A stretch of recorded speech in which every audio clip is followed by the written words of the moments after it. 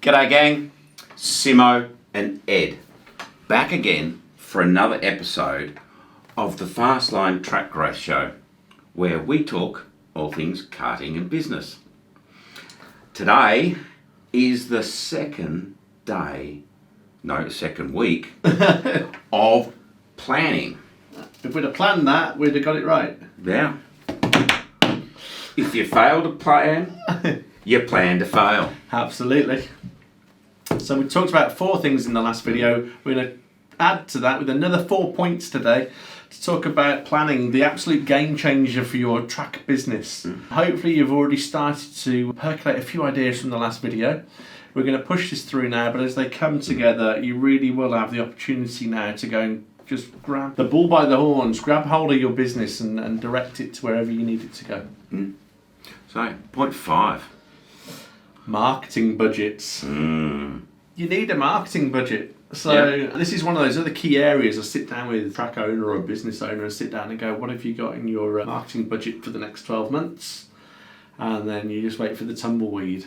Because so few do it. I'm aware of at least 3 or 4 track owners that have got this, but I think the vast majority don't actually put money aside specifically to go and try things out, to go and help with their marketing. You need a budget. You want to track that. Everybody talks about return on investment, but it's think differently these days. So there's a return on capital invested, but return on time invested. So I'm not just interested in returns. I want to know how quickly I can change the gearing so I'm getting more return faster through the system. Budget, but also budget over time is what I'm really interested in. Some of it's hard to actually see what the result of that marketing is.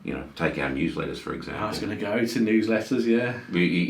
Yes, well, strangely enough, we did see a big return on the first one, which was very unusual. Yeah. But the real power of the return was the consistency of it coming out over a year. And we've nearly done 3 years of it now, have we not? Something like that. But I mean, newsletters is a really great example because once you commit to doing newsletters consistently, and it has to be consistent, you're in for the long haul. If you're lucky, you'd start seeing returns after about month 10. I know we got some returns early on. I mean, that was just amazing. But 10 months would be really, really good. And 12 to 14 months typically before you start to get the feedback and the people commenting and people getting on board with it. So it's achieved really, really well, but it is a long-term one. So I mean, putting something into the budget for that, cracky, you buckle up, sit down. You're in for the long return there, and then perhaps something as simple. Email's a great example. Email costs very little to put together. No. But that also. I mean, if you're writing a nurturing email sequence, then that's going to take time too. It does. But it tends to be low cost, but quick, fairly quick returns. You could write a short, sharp campaign, probably 10 emails for a short campaign, and you could probably see some returns within sort of anywhere between 7 to 45 days. You'd probably get a return. And because it's so low cost, any return there would be pretty much profitable, I would assume. Depends what your running costs are. What sort of percentage of your sales do you think marketing budget should be? I don't know.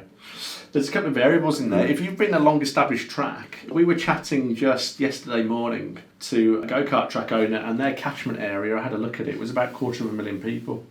And they've been established and they're doing great guns. They want to do a little bit more, so we were looking at ways to go and grow that. The reality is they're already well known locally. It's a small catchment area given their geography. So for them, I think the returns won't be quite as high as if you were like doing a launch, for example. So if I had a brand new kart track and I'm launching, I'd start to see returns very, very quickly when I'm just getting people to come and have a look at what on earth's going on over at this track down the road that they've just opened up. So there's too many variables in there to give some exact ones, but typically those that are established are well known to the point where anybody in the local town or city, when you mention the name, they're going, yeah, we know where that is and we've been there. That would be, it's this different type of marketing, but you could get returns on anything you do. So I don't know. It needs a bit of thought, that one. Fair enough. It could be different for different markets too. Definitely. You know, the figure I had in my head was 10%. Okay, that could be interesting. Depends on That might be from my marketing days and fast-moving consumer goods or something like this. I don't know, but that figure just popped in my head, 10%. Yeah, it's intriguing, isn't it? And it also depends what my goals are. Yeah. If I'm 50,000 away from my annual goals and I've got 8 weeks to achieve it, I might go all out crazy and do something at very low margins to go and achieve my goals. But I mean, I wouldn't be spending 10% of my turnover on marketing. No, nowhere near it, I don't think. No. I'd be amazed if you're doing that much. Some months it could be 5. Yeah, I'd go along with that. Hey, but then you're not adding in time. Yeah, time is like has to be understood as well. Return on not just return on investment, but return on time. Yeah, how quickly is that money coming in? Another key factor that might just help you work out, particularly where you've got maybe 3 or 4 different ways of bringing business in. Which one you're going to do next? Yeah, it's always intriguing. Yeah. So that brings us to number 7. To number 6, I think we're into the second one. Sorry, yeah. Yeah, so I'm jumping ahead all the time. If only we planned, I'm going to keep doing that joke on the planning one. Yeah, so the 6th point, get a marketing calendar. Brilliant. We've got one sitting down over there for the spectacular.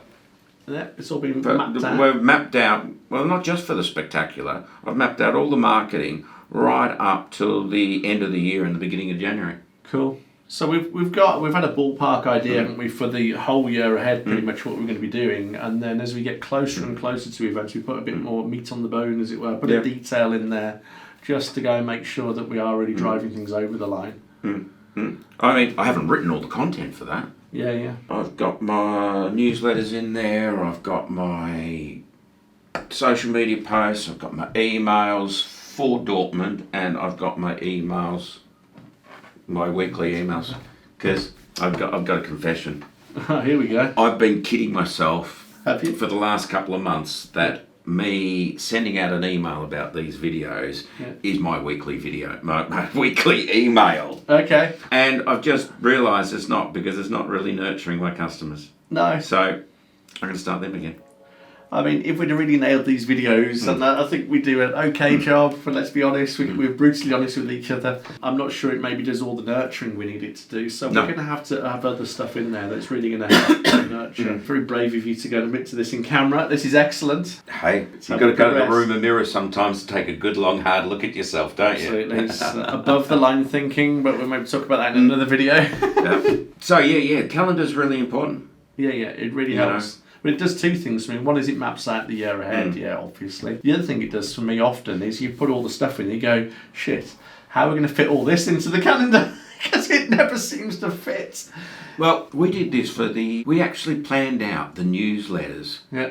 From 2 months ago, we planned out the newsletters for the rest of the year and all of next year. Yeah. And the events we were going to put on. Yeah. And it was like, oh, shit. We did it with post-it notes because we kept moving it around, But that's it. When you lay it all out there in front of you, you can go, that's not going to work. Yeah. That's smack bang in the middle of mid-term. Nobody's going to listen to us. Yeah. We can't have 4 emails going out this week and then nothing for 2 weeks over here. So that's not going to work as well. How long will people put up with us for? So we're always mindful of the relationship. You start to really plan these things out, you suddenly realise, well, great for the year, but crikey, we have so little time to do it in. Yeah. And that's where you realise the year actually is quite a short space of time. So yeah, well, they say people overestimate what they can do in a year and underestimate what they can achieve in 5 years. Yeah, absolutely. So that's that marketing calendar. Very good to get your head around. Map out those. For a track owner, I'd be mapping out those important holidays. I'd be mapping out term times. I'd be mapping out sporting events like Wimbledon. Yeah. Wimbledon has an impact. Now you can change that round maybe by getting a big screen TV and showing Wimbledon.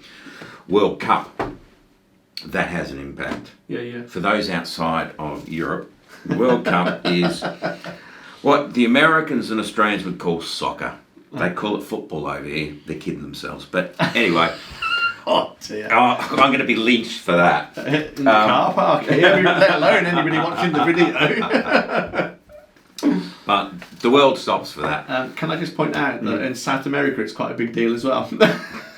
But we'll park that as well. If you're watching this in Brazil, Peru, Chile, perhaps you want to let Simo know your thoughts on this. Leave it in the comments below. We'll start a riot. Yeah, and then you can plan around. And if you've mapped out these sporting events, there are ways that you can attract customers to your track when they might normally not come.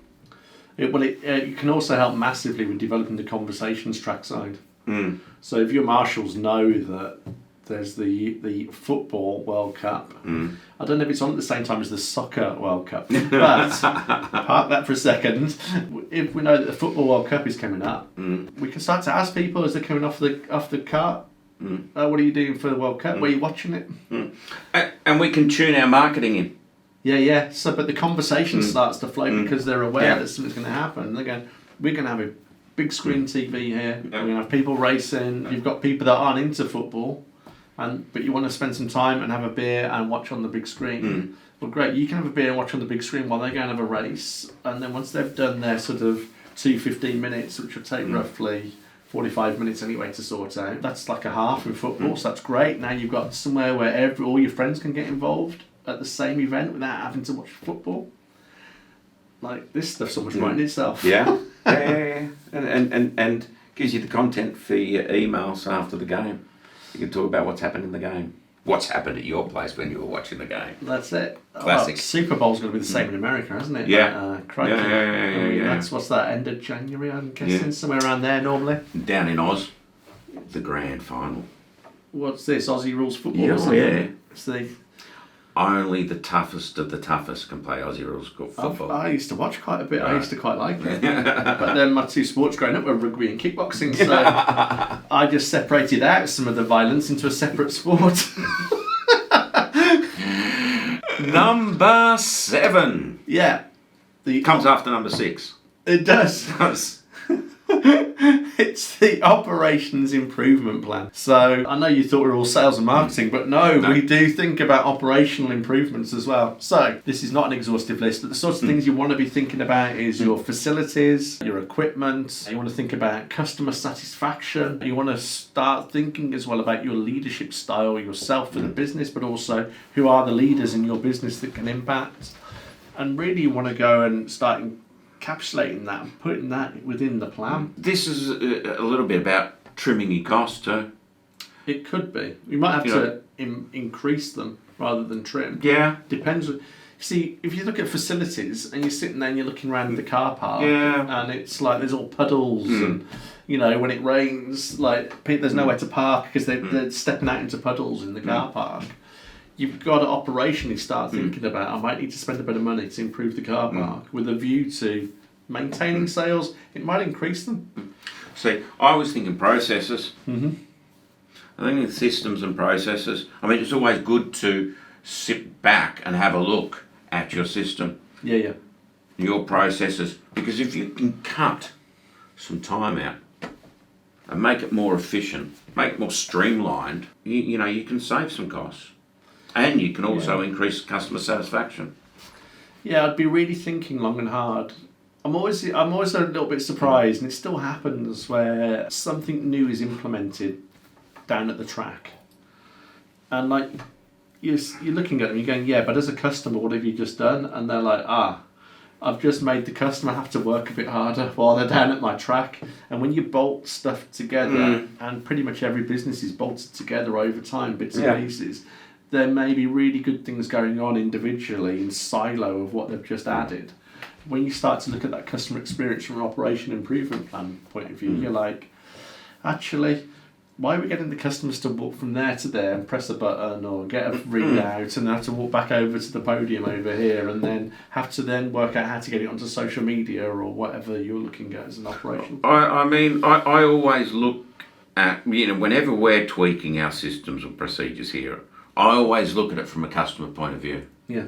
And, I will sometimes say, nah, I don't like that, because you've just made the customer work harder. And I always look at, like, well, how do we make the customer work less? Yeah. Sort of like, when people buy a volumetric package from me, so they'll buy seats. Yeah. If it's going overseas, that box will have a volumetric weight of, let's say, Something 40 like- kilos. Yeah. Right? But there's only 5 kilos of dead weight in it. Yeah. So we can fit another 35 kilos in there. Now, I always encourage my guys to go back and say, oh, what more would you like? Now, that's not good enough, because they've just made the customer think. Yeah. I go back, say there's 35 kilos, go and have a look at what they regularly buy, Yeah. and go, from what you regularly buy, I'd suggest you get some more bobbins, you get some more bolts, you get some more clutch plates, and some belts, and that will sort you out. And it will also help bring that cost down for them, because they've already paid for shipping anyway. So that's a lot better. I think it's always worthwhile having a chat with your customers anyway. So if you want some really brutal feedback, then go and have a chat with one or two of your favourite customers. And if you want really, really brutal feedback, go and ask an 8-year-old kid at your track what they think, because they're going to absolutely savage you. So now that you just need to put some thick skin on that day, because it's a really valuable exercise. And that will give you potentially, they're not always right, the customer isn't always right, I know they say they are, but it will give you some avenues of thought that might actually feed into your operation improvement plan really, really well. So encourage feedback. Yeah. We talked about it a couple of weeks ago on the customer journey. That was the last thing. They've been really popular videos, haven't they? Yeah. And we've had several people contact us wanting that email. One in the email, we've had a lot of them coming back asking for us to go and visit tracks, and can we walk their customer journey for them anonymously. It's sort of like, no, I think I'll be spotted a mile off. So I've got some thick sunglasses, and I'm going to grow a beard and put a hat on so they don't recognise me. But I think those last 4 videos have been absolutely were very well received for that. Yep. Point number 8. The final point. Develop your financial plan. That sounds daunting. I was going to say there's cold blood running down through people's veins. The sweats come on. That's it. There's too many businesses, full stop. I'm not talking just kart track owners who and I think I'm going to blame accountants. Shouldn't blame, but there's too many accountants that will say things like, don't worry, we'll keep you, the right side of legals to go and get stuff filed. Right, and then it's like pat themselves on the back. In reality, your numbers don't come alive with historic data when you've filed your accounts at the end of your reporting period. It comes alive in the moment. You've really got to get a grip on your financial figures. And this is really, really good, because if you get a real grip on your figures, you'll be able to see where you're making your personal income. I mean, let's get really, don't worry about the profitability of the track, but have a look at what you're actually making. And if you get on top of your figures quickly, oh boy, it's just massive. Now, not only that, when opportunities present themselves, you might just have heard one of our videos and got a fantastic idea, rather than sitting and waiting till a year end to find out if the accountant's going to give you a thumbs up to say, you've got a spare 20,000 that you can put into this idea. You could just go, I'm going to do it right now. You just start to move, and speed absolutely matters in business. So as you give it that energy and that impetus, and you move and you make sharper, quicker decisions, your team will notice around you, your customers will notice around you. It becomes its own self-fulfilling prophecy to go and start getting that dynamic flow through your business. And the only way you can do it is you have to get on top of your financial plan. Yeah, absolutely. And if we talked about monthly management accounts, that's key. Yeah. I work off that. I only look at a couple of figures on it. I look at margin. Yeah. So that's my revenue. My cost of goods as a percentage of revenue. Cool. I look at my staffing costs. Yep. So my wages. Yeah. That gets distorted with bloody furlough, but hey ho. I look at that. I look at my marketing costs Yeah. as a percentage of revenue, and I look at the bottom line profit as a percentage of revenue. Cool. And then I take those monthly accounts, do that every month. Yep. And then I take, the end of every month, I do a year to date. Yep. Rolling 12 months. No, I don't, no, just the Just year to date, calendar Okay. year to date. Yep. So if I'm in March, it's January, February, March. So I know exactly how much profit I've got to play with at the end of last month. Cool. I used to, when I had my big proper business, it's my current coaching business is a lot simpler, but when I had my proper big complex business, I used to do month. So all my financials had to be in as a maximum 11 days after month end. And then the report was on my desk then in 12 to 14 days as a max. That gave me, so that was a 6-week window.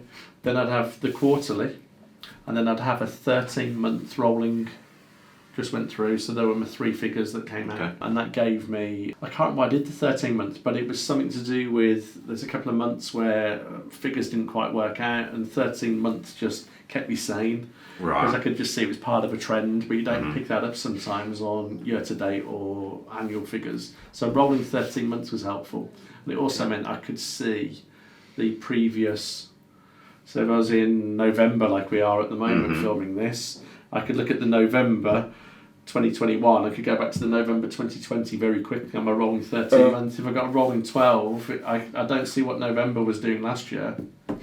So that just kept me sane as well. No, that makes sense. I use something similar to that for stock control. Ah, do you? There you go.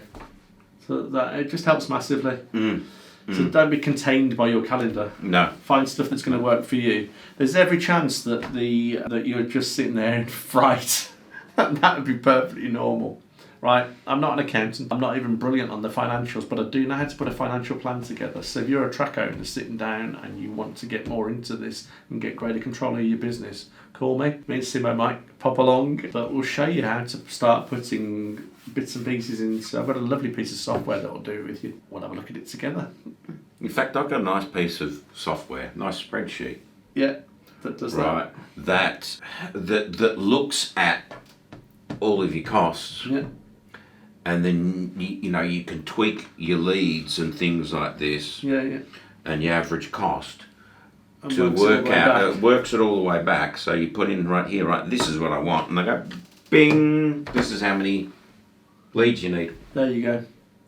Right, so we got 2 pieces of software there. Both will work for you because I know the spreadsheet that you're talking about. I know the software I've got. Let's sit and have a chat. Yeah. Quite happy to have a chat with you as a one-off exercise. I'm not going to charge you for that to begin with. No, but once you find value in it, and if you want to go and have a look at that and really want to go and make this the best year ahead of you that you're ever going to have in your track, crikey, I'll give you all the tools and I'll give you all the support, and we'll just sit down and we'll make it happen. Come out to Dortmund, the karting spectacular. We're going to talk about stuff like this, and you'll get more insight into why it's valuable and useful. And I already know there's at least one person at Dortmund who uses this type of stuff, so I might be able to twist an arm and get them to just make a recommendation that you do it as well. So don't just hear it from, 2 old timers. Go and hear about it from a track owner that's doing this type of stuff. There's going to be a few of them there. So get into stuff that's really going to work for your sector, because we're really, really passionate about, really helping people and supporting you to go and have a better life from your track. It's a game changer. It really is. Oh yeah. I mean, I say that, but I'm living it. Yeah. In the past 2 years, things have really changed, and changed dramatically, because I've really focused on this planning, and that's through COVID, through lockdowns.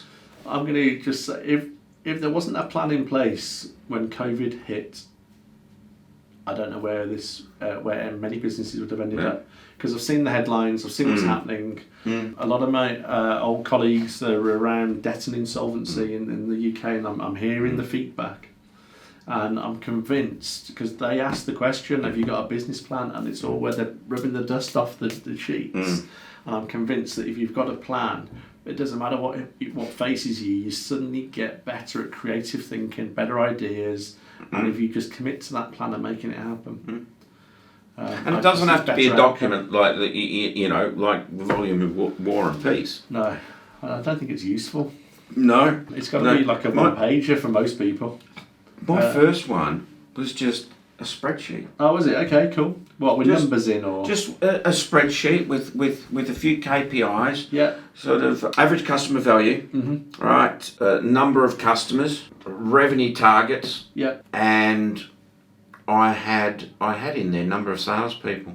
Okay. What is the value of salary, or just number of people? Numbers of people. Okay, interesting. Because I knew for where I wanted to get to with the revenue. Yeah. It would involve more people. Putting more people on it, because there is a threshold. Yeah. With the salesperson, some salespeople will do better than others. Yeah. And we've pushed a couple of them right out there. Well, yeah. They didn't think it was possible, and they're doing it. Well, yeah, and they're doing nearly twice what they thought was possible. If they're watching this video, it's going to be interesting, because I think there's more to come. They're going to just hear that and spit their tea out. Yep. But I really do think there's just so much more we can do, and it's because it's the financials, the figures, understanding our customers. It's all just coming together beautifully, so we understand it better, and it's why we know confidence. It's not just us standing there going, "Oh, it's going to be better," and banging the desk to go and squeeze blood out the stone. No, it's actually sitting down with the figures and looking at it and explaining how we're all going to get there and why we think it's possible, and then helping them understand that there's more to come. Right, we've been rabbiting on for about 25-30 minutes, so it's probably a good point to cut it here. Cool. Yeah, so there you go. That is Planning 101. And if you want to go a bit more in depth and learn ways to get and keep customers, learn how to create a pricing strategy so your customers will pay more than you ever thought was possible, and have a scorecard of KPIs to manage your kart track on, then there's only one place to get that. Do you know where that is? Dortmund, I believe. I understand so. And guess what? They've got some really good beers. And they're on me. So, Dortmund, Germany, January 13th to the 16th. Get some really good track growth information. We'll help you grow your track. We'll need you to do some great networking with people who get your world. And you get to check out the latest kit at the International Karting Association trade show. What more could you ask for? It's shaping up to be fantastic. And German beer. Gotta like German beer. Bit of Pilsner. Yeah. Anyway, it's goodbye from me. Cheerio from me. Till next week. Catch you soon.